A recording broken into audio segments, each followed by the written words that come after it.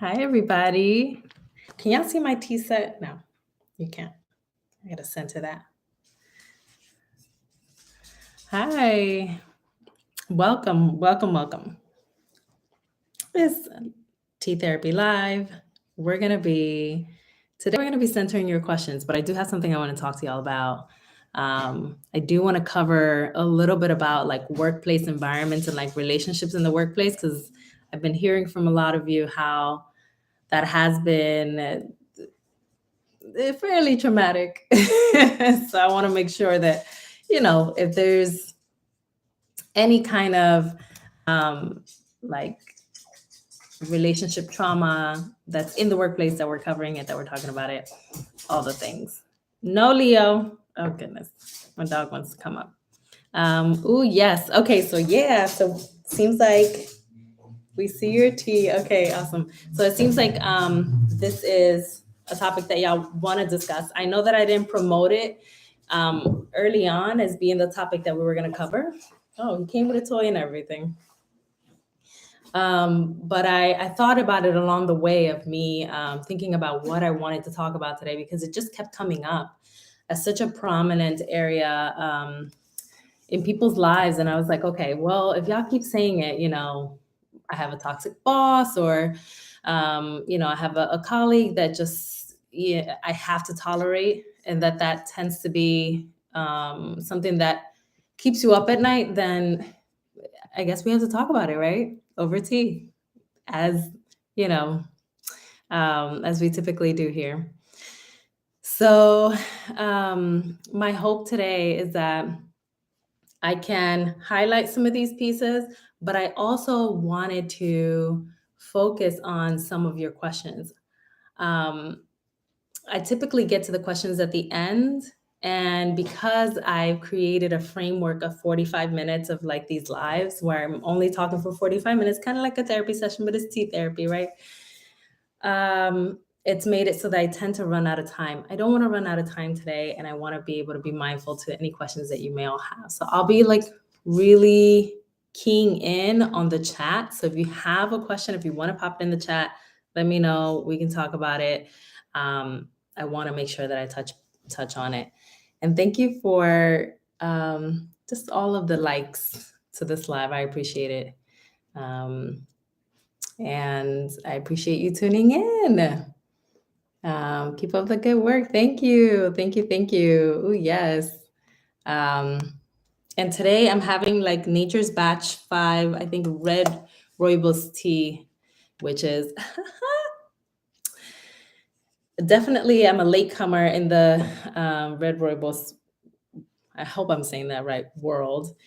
And I don't know where I've been because it is amazing. So if you want to pop in also in the chat, whatever tea you're having, let me know. I love sharing teas, tea ideas, tea stories. I guess that goes without saying, right? But I would be excited to know whatever it is that you're drinking. You're proud dad, Summer. Hey. Oh, it's good to see friends in the chat. Thank you so much for popping in. I appreciate it. Oh, I got a good question. How do you have advice for working with someone who is dismissive? I will definitely be getting into that because that is like an element of like how a person utilizes the air of power and control, right? If you think about relationships as a whole, like we have to think about workplace relationships as the other relationships that we have in our lives, right? These are people, and these people are exhibiting the type of relationship dynamics that they are likely to exhibit in other places of their lives. Work is not exempt.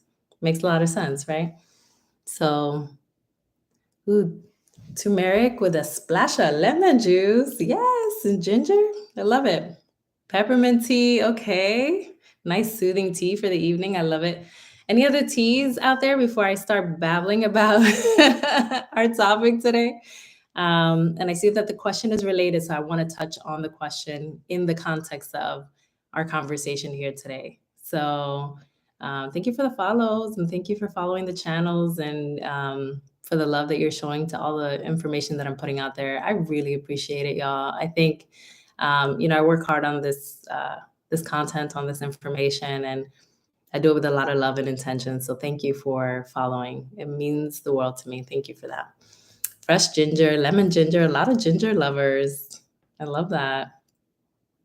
So let's get into this workplace dynamic situation, because there are workplace dynamics that are exhibiting the kinds of dynamics that people tend to put out into the world overall. And like I said, the workplace is simply not exempt. Um, but there are some workplace dynamics that can teeter in the direction of toxic and can make it so that working feels really challenging, really hard, um, feels like something that you want to avoid. And not because of the work itself, but because of the dynamics that this person or people are bringing into the workplace and bringing into your day to day. Let's think about the workplace, right? Like in its full context, it is where most of us spend the majority of our lives. We typically tend to work, and then the whatever like fragment of time we have left in the day, we'll spend in whatever way we spend it, at home, with our families, exercising, doing all kinds of things. But that is only such a short piece of our day in comparison to how much of our day we spend at work. And that means that the predominance of the relational time that you have within your day and within your week is spent with individuals in the workplace. So it makes a lot of sense that for some of you, it is incredibly stressful to be in a workplace that exhibits either faulty relationship dynamics or toxicity at its worst, because you are spending so much time within those dynamics, within that environment. So it makes a lot of sense that you wouldn't want to be in a situation in your job where you're feeling dismissed, you're feeling minimized, criticized, you're feeling in some ways like you're micromanaged, like you are invalidated, or like your work is discredited, all kinds of things, right? At its worst, like some element of your safety is feeling threatened. And that's when we get into the area of toxicity. Like there is psychological safety that we all need in order to feel well and survive in this life. And if we don't have that, then what it invites in is psychological unsafety. And that is really hard to have as an experience at work, not just because it's a horrible experience to have, period, but also because it actually minimizes your capacity to do your work well. And it's not just that it preoccupies you, that it, heightens your emotions and makes you feel like sad or depressed or angry, and that takes up a lot of space. It's also that if you start looking at really the science behind it all, your brain, the region of your brain, the cortical brain that you, in essence, need to be working at its optimal self in order to procure your best work, is going to be compromised, because it's not going to have its full function as a result of constantly being in a state of an overactive state.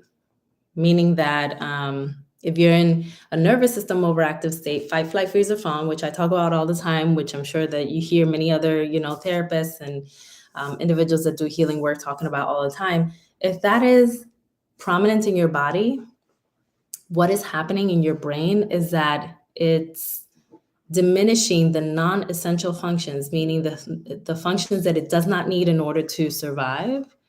And it's basically it's basically just utilizing what it needs for survival, which means that it's not utilizing the frontal part of your brain, which is what you probably need to do good work, to be effective at your job, right?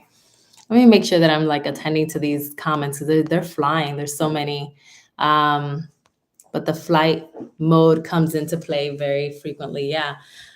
So some of us have like a default nervous system response. Leo, mommy's on live. Yeah.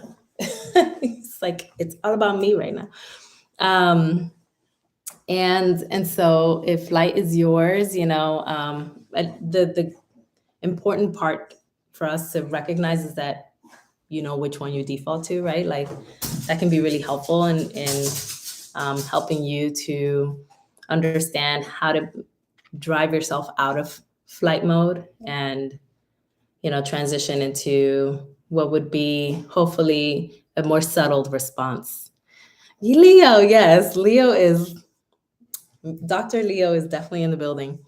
I hate it when people I work with and I can't deal with my boss called me cold, like I'm here to work. Okay, so I get that. So I wonder if when anybody presents as cold at work, if it's a protective function. If you're there like presenting as quote unquote cold, or maybe like, let's not call it cold, let's call it maybe like a bit detached or disconnected from or disengaged from like social interactions inside of your workplace, if that really is a representation of you protecting yourself, if you're socially engaged and you get looped into dynamics that you don't want to be a part of. So, it has a protective function, but there's a very likely chance that, it could work to your disadvantage if people start pointing it out and start speaking ill to the ways that you are self-protecting. So let's get into, a little bit more around the toxic work environment, because I definitely wanted to touch on a couple points, especially the fact that when we are in a toxic work environment, just like when we're in other environments in our lives that produce some level of toxicity that basically like invades our minds, that those toxic work environments can actually make it so that the emotions that we hold onto in those environments start transitioning into other places in our lives. So it becomes less about you feeling sad at work, and it starts becoming more generalized. So you start becoming sad, period. And I don't know if anybody, here has had that experience where you're like, yeah, like that is definitely me. Like I'd be out here, feeling all the feelings all the time because work sucks. Um, so yeah, I'm getting a lot of likes. So I'm guessing that yes, that feels like it resonates with people. And it's unfortunate, but like I said, the workplace environment is so prominent in our lives that it makes it so that we feel bogged down so much that the weekend doesn't even feel like a weekend anymore. Because we're carrying on that emotional hangover into the weekend and into the rest of our lives. So there's all of that, right? I can't put it down sometimes. Yeah, I hear you. That happens to a lot of people that feel like they don't have like some sort of a boundary as to when work begins and when it ends, because the emotions themselves are being carried through the work hours and outside of the work hours. Well, yeah, I was just talking about this. Yeah, so I'm guessing it's resonating with a lot of folks. Let's get into like the dynamics themselves, right? The dynamics are literally the dynamics that I talk about with all other kinds of relationships. I kid you not, y'all. Like there are the same kinds of relationship dysfunctions, I guess you can call them, right? That we see in the workplace environment, that we see in other aspects of people's lives. It's just that they look slightly different. You can get gaslit in a workplace environment. A coworker can say that what you're saying is false. A boss can say that, a supervisor, they can call you a liar. They can say that you are not remembering things as they happen. They can make you question your sanity, just the same as anybody else can do it. The thing about what happens when it's at work is that at work you also have that element of proof, right? Like you have to prove your work, and many times you get evaluated for your work.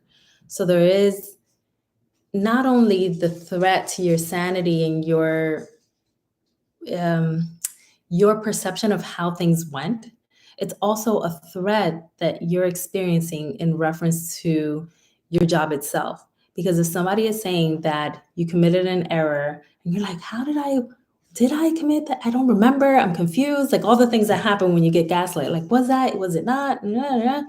All those things tend to happen in the workplace. But when it does, it starts to make you feel like you're also like potentially in a position where your workplace and your job and your position in that space can be threatened. And what does that do? That it basically creates fear on top of the already very like gut wrenching experience. So the emotions start compounding. Mic drop. Yeah, remember, we're not robots. Listen, I remember Brene Brown, not in the context of workplace, but I guess so. Maybe. I mean, she was talking about how I keep smacking my lips. It's how the Latina in me is coming out. The Black in me, I'm like, I keep doing that. I don't know why. Um, but Brene Brown had been talking about how she had gone into, I believe it may have been like one of her first presentations to a C-suite of, individuals inside of a conference, and peeking through the curtains. I'm completely butchering her story, but what helped her to feel settled in her body and to understand what was happening is that she was looking at people and she's like, people, people, people. These are just people, right? It helps also to remember in a workplace environment that you're not dealing with your boss or your supervisor or this or that. Like, you're dealing with a person, right? And that person is coming in with whatever inner turbulence they have from the rest of their life, and they're depositing that onto the individual that they feel like is the easiest target. And that may very well be you, because you may be their, for lack of a better term, subordinate within the workplace. And if you are a person that has that fragility and they have that access to you, then what's going to happen? I talked about this in a recent YouTube video that I did, that was titled like the 10 most common psychological defenses. And in there, I covered the defense of displacement. They're going to displace onto you because you're an easier target. And so if that's the case, then it's very likely that you're going to be the depository of your boss's emotions or your colleagues' emotions, and that everything that they're, let's say, struggling with, maybe like internally or inside of their home or in their community, that you're going to be the person that, one, they spend the most time with. So you're going to be someone who they have access to, but also there is a likely chance that you're also going to be somebody that they can discharge upon because they see your vulnerability. Now, if you're a person that is also someone that identifies as an HSP, like a highly sensitive person, or someone that has like an intuitive sense, like people that have that like emotional intuition, it is even more likely that you're going to be somebody that can be a target for individuals that discharge and displace, because there is a certain way that this category of individuals tend to carry emotion and carry also like emotional space for others, that make it so that individuals that have not done the work, let's say, can discharge more easily onto you. Leo, mommy's alive. Let's talk. It's his night. It is his night. um, oh goodness. Y'all are really funny on these comments, but I wish I could see them all because it's a little bit hard to struggle. For me, it's a mentor who trains me and who I used to get along with a lot. Yeah, it really sucks when there's a person that you actually used to connect with and all of a sudden you become the target of their aggression. Um, it hurts, right? It hurts deeper. Why? The same as with other relationships. It hurts because there was an element of trust that was already pre-programmed into the relationship, and that trust has been disrupted by the toxicity that has invaded the relationship. And that hurts so deeply. And I really feel for you. I really do. Um, I am a psychologist. Yes. Hi. I'm Dr. Marielle. Nice to meet you. Thank you for being on this lab. Um, but yeah, it's important to understand the fact that there's going to be a lot of hurt and pain in environments that where there is trust that was already embedded within it, and that all of a sudden that trust is disrupted.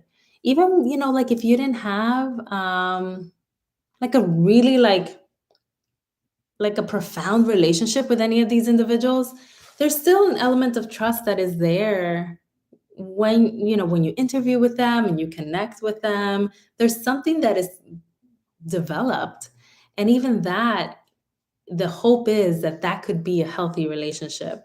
And so there's a disruption in the hope of what could have been, and that, even that hurts, right? So I mean, I don't want to discount the relationships that didn't have a foundation before, but I mean, I think it's just a different type of hurt. I was wondering what tea you're drinking. I'm drinking green tea. Hi, Myra. I'm drinking red rooibos. I have no friends because of trust. I'm detached and affected. Yeah, that's really hard. The detachment is a protective function, right? It's keeping you in a place where you believe yourself to be safe. And the same happens in workplace environments. If you detach, because I saw that comment before, the one I commented on in reference to the detachment and being perceived as cold, that detachment is there as a protective function. Now you have to wonder and question for yourself, like, what am I protecting against? Is there another way that I could protect myself?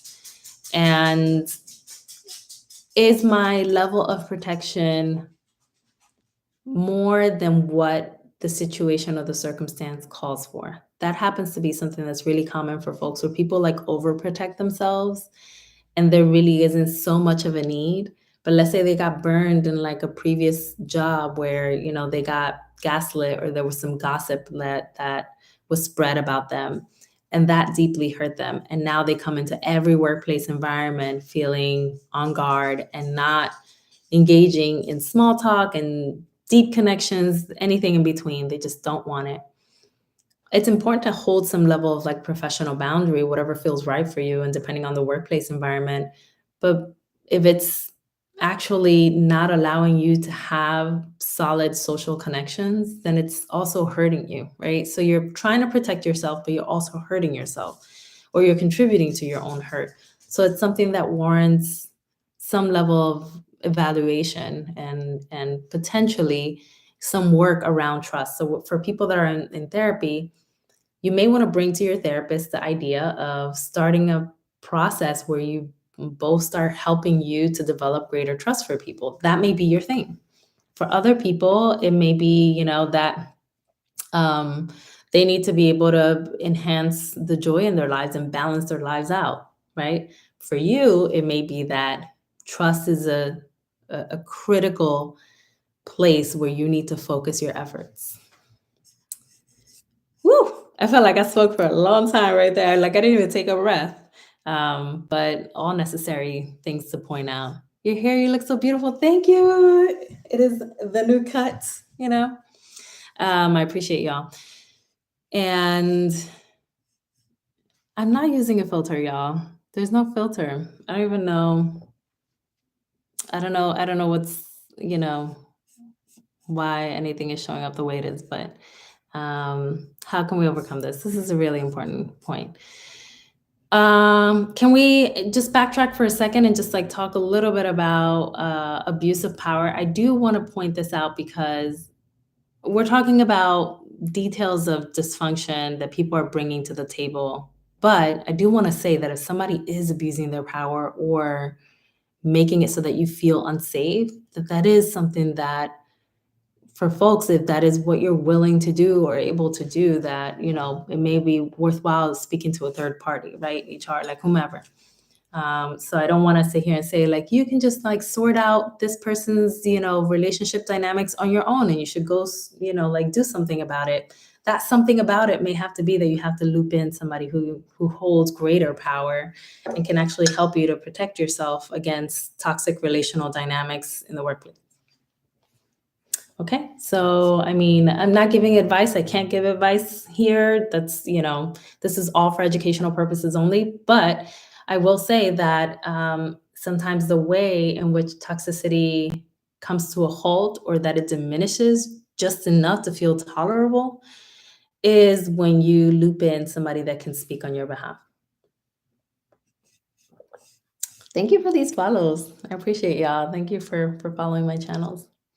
This is red rooibos tea. Y'all keep asking me that. I'm gonna pin it next time, but it's red rooibos. But what are y'all drinking? Keep telling me because I know some of y'all are popping in and out of here. Um, Someone's asking if they decide to leave their job. I mean, I think that's definitely a personal decision, right? And it's based on the level of tolerance that you have. I do always wonder if there are alternate options, right? Because we don't want anyone losing their job over a toxic work environment that's, sometimes produced by one person. Sometimes the whole place needs to be like reconfigured. The whole place may be a mess, right? And at that point in time, it may be worth an evaluation. Like, is this setting conducive of a positive emotional experience for me? Or will I always be in this place where I'm battling the dynamics that exist here and experiencing a deep level of exhaustion that is at times intolerable? You gotta think about the gradations of it, right? There's always gradations. Some people, are in a workplace environment where the experience might be tolerable, and some people are like at their wits end and it feels like so unbearable that they just can't engage anymore. So you got to like really gauge that for yourself. Those are like very personal things to consider. However, I will say, one thing that I find to be very empowering for people that are on the receiving end of toxicity is empowering themselves with the knowledge and the language of what is happening. When you know that something is gaslighting, when you know that there is an element of manipulation happening within the context of your workplace, when you know these things and you can name it and you can pinpoint to what you're seeing, call it out based on what it truly is, that's a very empowering place to be. And that's a place that I like to help with, right? Because of the limitations of my being able to only help in this way, right? Through education. That's something that I like to help with. Now, I've been saying it all over social media. I have a course that I developed around toxicity overall. Toxic workplace environments, toxic friends, toxic family members, toxic partners, toxic anyone. And being able to heal from those experiences, both in an understanding of what is happening and really finding yourself, but also healing just globally, like all of the melting away all that has been like planted in your body and your mind as a result of these toxic environments. I talk about that and help people heal through some of that in my course that I have linked in all of my bios. So if all of y'all, you want to just check it out. But I think that there is something that people can do is like, of course, self-advocacy is helpful, but it's important that people start going back into their own bodies and looking at the places where they don't feel a sense of safety and start working on building back that safety. That's always, especially as a clinician, as a coach, that's always where I start with folks. I can't unravel anyone unless I've already built them up to learn how to cope with the heavy emotions that any of the work that we're doing is going to bring. And so, if there's anything that I could pinpoint and say, yeah, that's the thing that you need to do, it's definitely going to be a lot of that mind body work. It's called a certain course. So the course, no, it's not called a certain course. My course is called Healing from Traumatic Relationships. And it's centered on healing from all kinds of relationships that have an element of toxicity within them. So I've been talking to y'all about trauma and toxicity for forever. I started talking about it on TikTok about a year and a half ago. I started talking about it on Instagram years ago. And my book that's coming out is also focusing a lot on the intergenerational trauma, but the elements of toxicity as they happen within the family lineage. And so, this is an area of passion for me. Like, I want people to heal from the environments that are making them unwell. And so I want to be able to create the setup and the tools for people to be able to experience the healing that they deserve and not feel like they're in this dark cloud and this fog of toxicity. So my course focuses on the ways in which people can get rid of the remnants of what toxic relationships have left them with and move into a place of abundance. So it's called Healing from Traumatic Relationships, not that course. So whatever I called it before. And it's linked in my bio, and I think I linked it around here somewhere. But yeah, I'm talking pretty fast. I thought I was going to take a little bit more time to talk about this, but do y'all have any questions? Because I definitely want to get into those. Healing from Traumatic Relationships. Thank you for placing the course in the chat, Mafet. I appreciate it. I struggle, I get teary-eyed and choked up when I'm frustrated like that. You know what that is? I'm so glad you mentioned that. When people are teary-eyed and they're choked up, think about what's happening. What's happening is that your nervous system is in overdrive. It's overwhelmed, and you feel like there's a threat coming. This person's going to come and like say something or do something that's going to threaten my psychological safety. And I feel so debilitated by their presence that I feel like I cannot respond. And so my response is to basically, in that moment, it seems like it can be anywhere from fleeing or like, kind of like not feeling like you're able to defend yourself, or all the way down to emotional shutdown and all you have is tears. And if that's the case, then all roads lead right back to my original point. If we are in a nervous system that is unsettled and we're in these environments, what are we going to do? We're going to cry, because that's the best defense that we have for ourselves. But if you train your mind and body to be able to feel a greater sense of ease and empowerment, then you're going to have less and less of those moments. Out back in the parking lot. Oh, that breaks my heart that y'all are going back in the parking lot to cry because these places are making you feel so unloved and unworthy and unseen. I'm so sorry. Karen, thank you. Thank you. Thank you for all of your beautiful comments. Yeah, drop any questions, please. Let me know, because I'm here to answer them. How do you call it out respectfully? I think that you can start using some of the language that we have out there right now. If you start using some of the language that's like, I guess, workplace appropriate, like, my boundary is to, right, blah, blah, blah. That's one way that you can actually like set up a boundary. And remember, you have to reinforce it. You have to restate it over and over again until the boundary is held, because oftentimes they're going to fight back, more often than not. So that's one thing, right? Like, I think that this has to happen when you've already taken a breath, taken a beat, and thought about your recollection of the events. But this is specifically when it comes to gaslighting.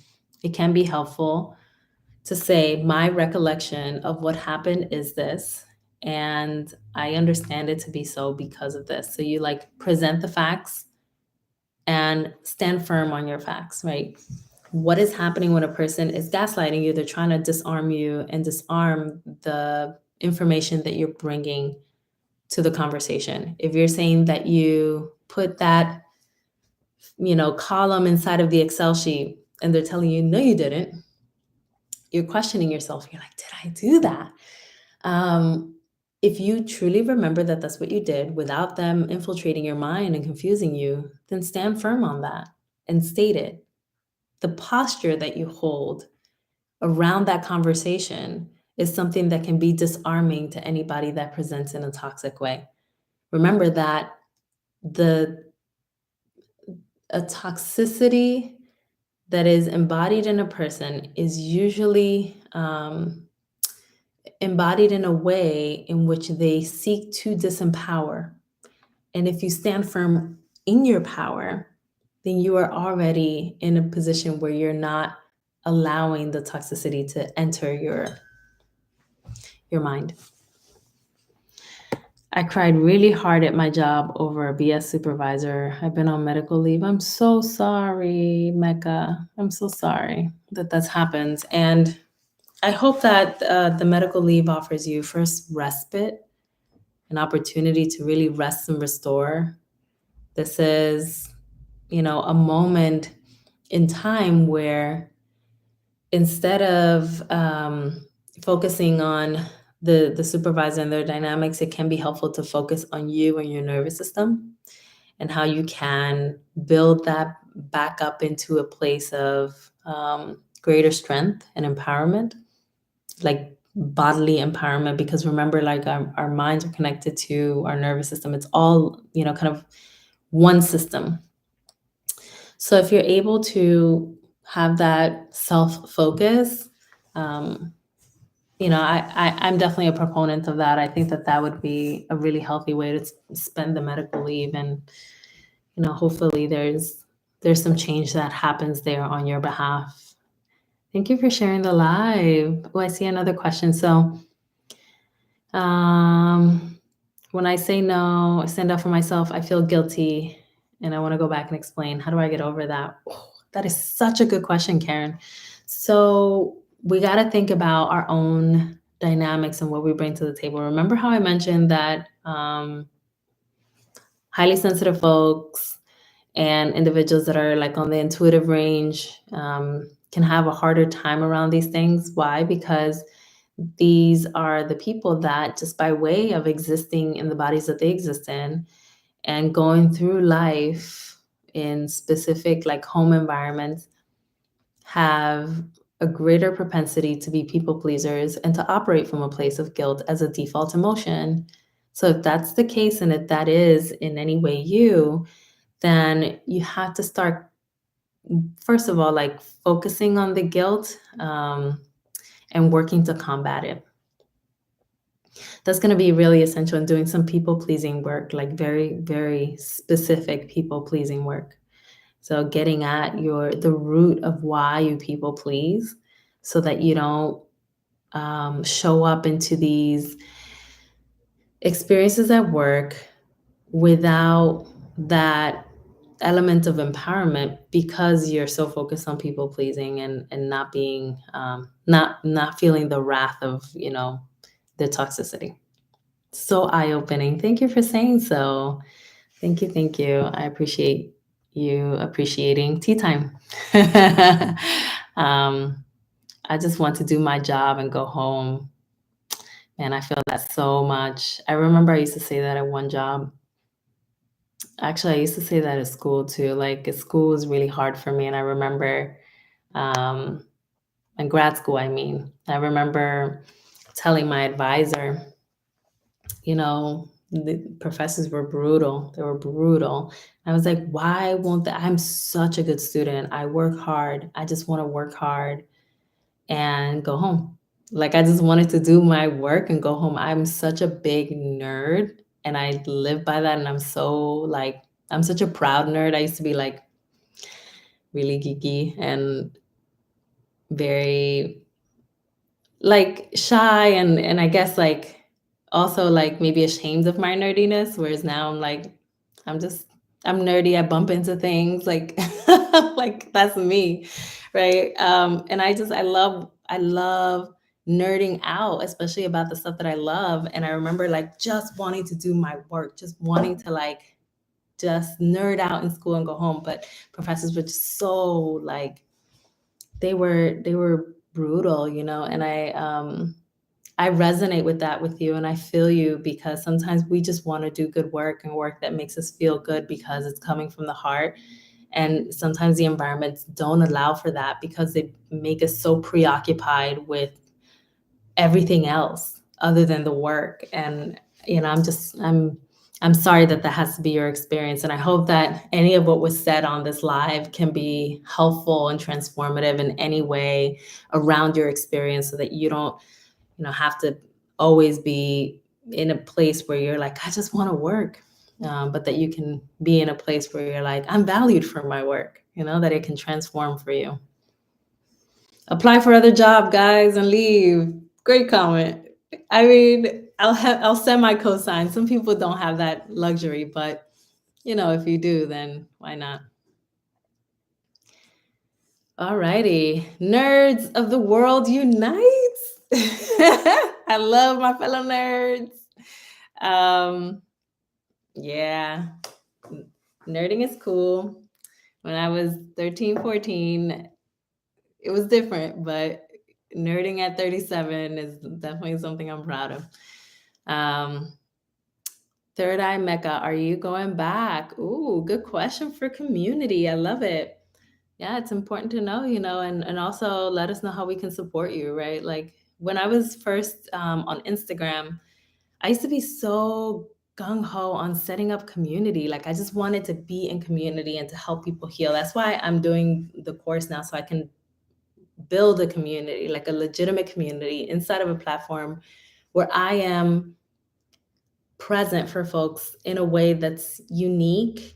Because I think that there's something about social media where we're like kind of flying by, sometimes we pop into each other's like socials, but then we pop out and we get, into other things, and we get a little distracted, and there's all of that. But I think that when we're doing healing work, it can be really helpful to just focus. It can be helpful to know, this is what I'm working on, this is my space. And so that's why I have created a space where that's my focus. I want people to heal. I want them to heal with the right tools. I've created some tools for their healing journey. And so community is embedded in those tools.